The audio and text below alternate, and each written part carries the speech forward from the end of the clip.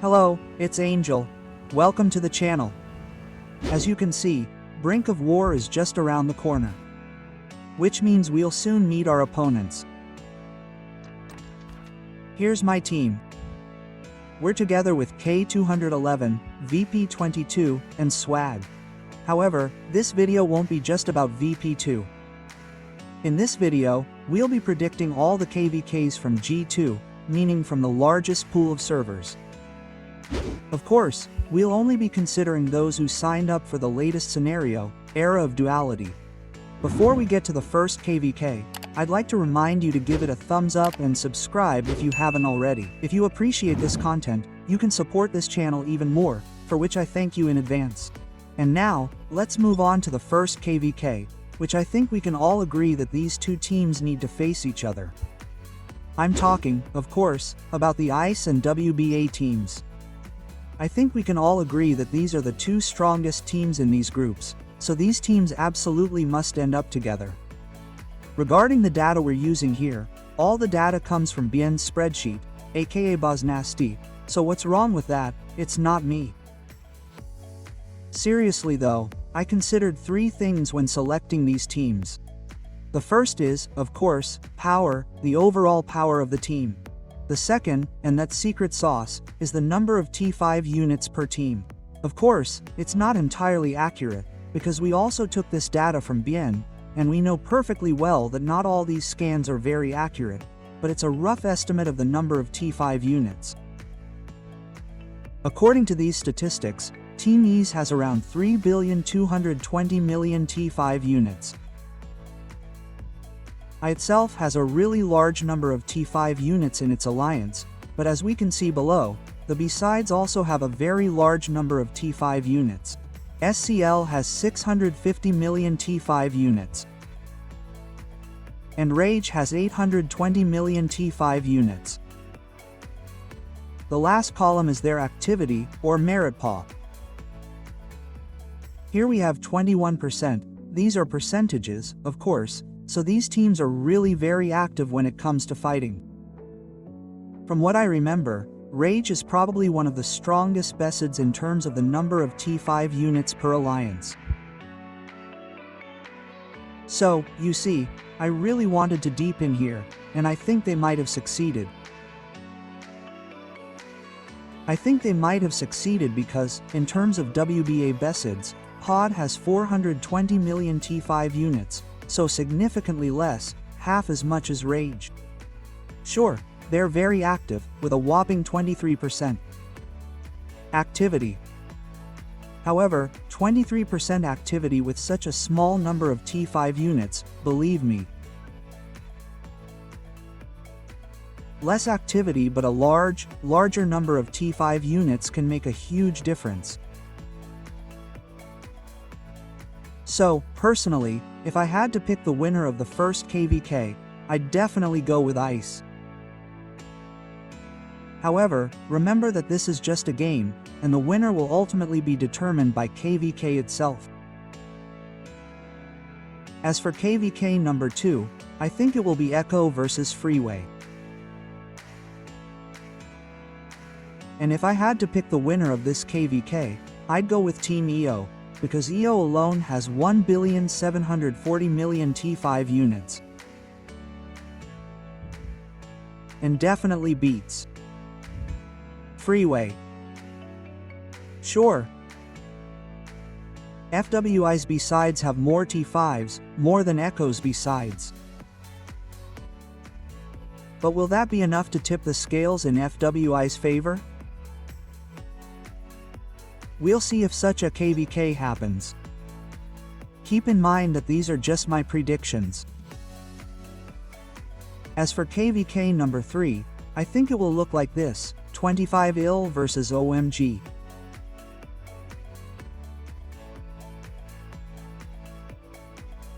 It's worth noting that both the 25 IL and OMG teams could face Echo, as their stats are very similar to FWI's.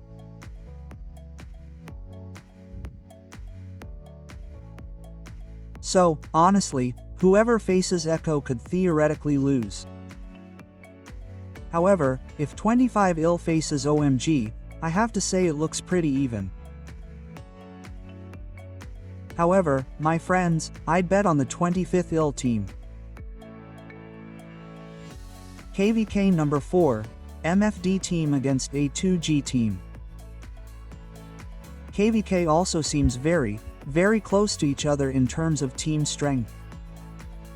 I won't deny it, MFD messed up by choosing CFRA, which, let's face it, lowered their overall power, lowered their T5 units per team, and reduced their activity, so they might be able to get into A2G. Returning to the Betiers, the besides, NXW is actually a pretty solid beside in terms of power. Very active. I'd say a good beside, a solid beside, starts at 0.5, with 500 million T5 units per alliance. And 15% activity. So NXW could still get into a pretty active one here.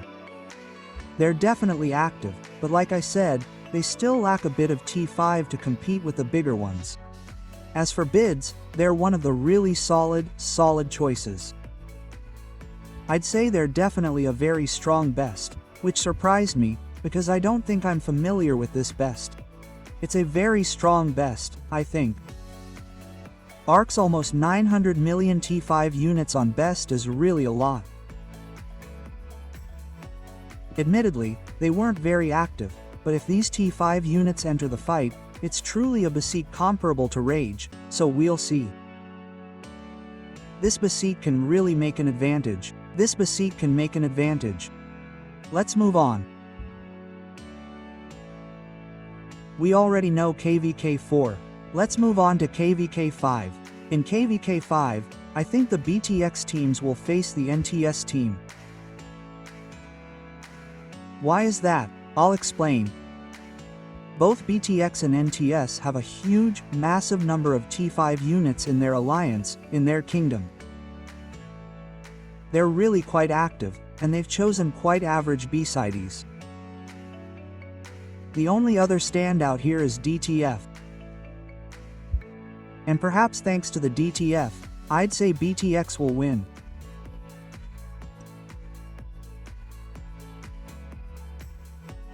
I don't think we've picked a winner from KVK number 4.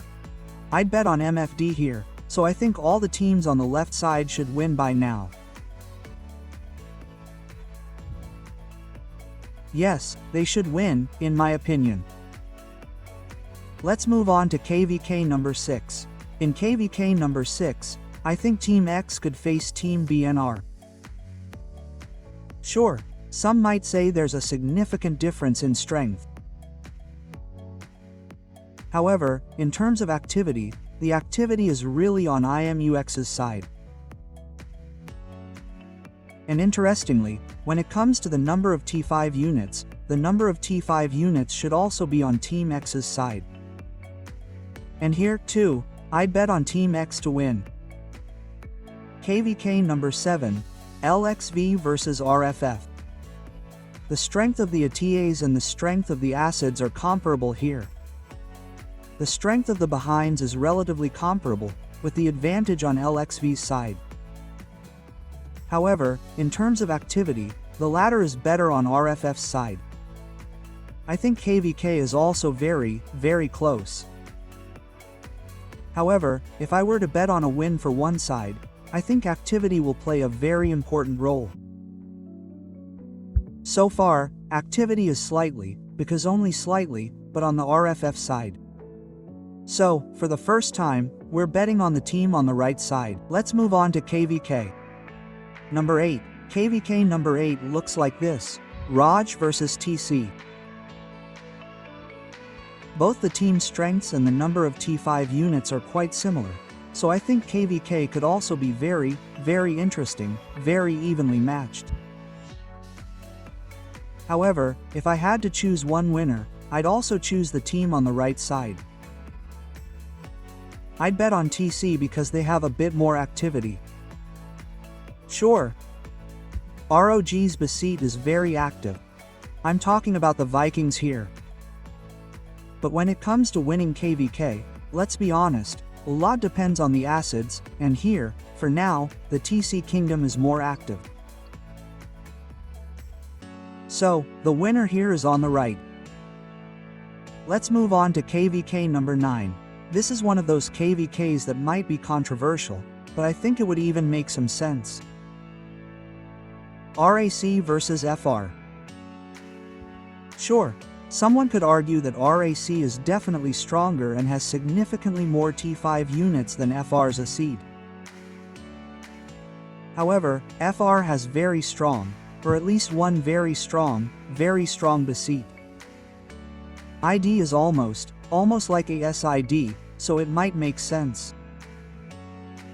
This might make sense because, if we look at the whole team, in terms of power, they are very similar. The number of T5 units is also very similar. RAC is active, but the activity advantage isn't particularly high, so KVK could be very interesting. One giant with two medium BACIDs, with a rather weak sidekick and a very strong bed. We'll see if anything like that happens. But who would I bet on here? I think RAC would be. I think it's RAC, because, as I said, they're very active compared to FR. Let's move on to KVK number 10, and here's where it gets really interesting. We have a WoW team versus 30 Na. We can see a huge number of T5 units per kingdom on both sides, with a slight advantage for TNA.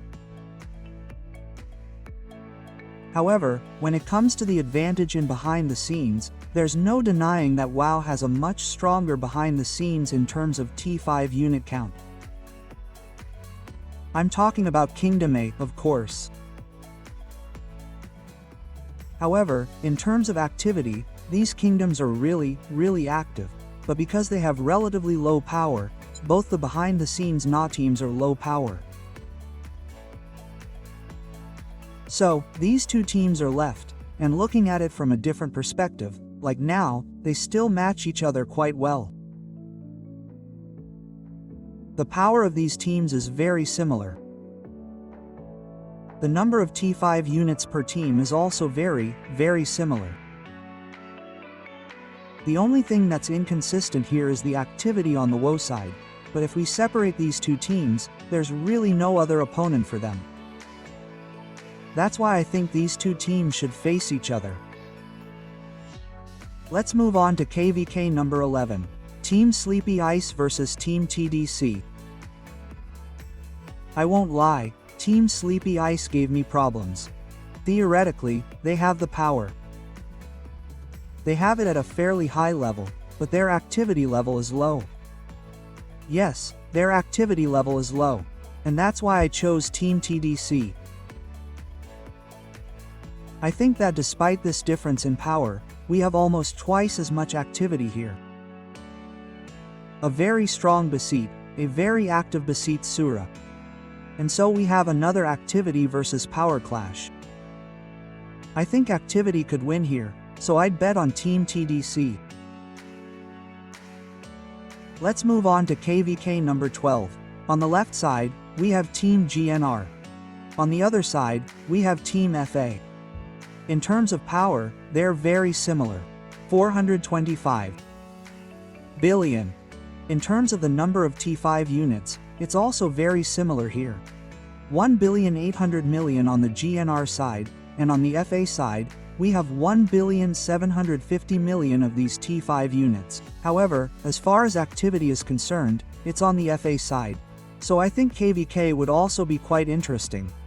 F also messed up here with those BACIDs. I don't know where they got their hands on Victoria, but whoever found Vic really deserves a hatful. I think Vic saved FA from some stronger KVK. Let's move on to KVK number 13. Here we have Team WGL versus IW1.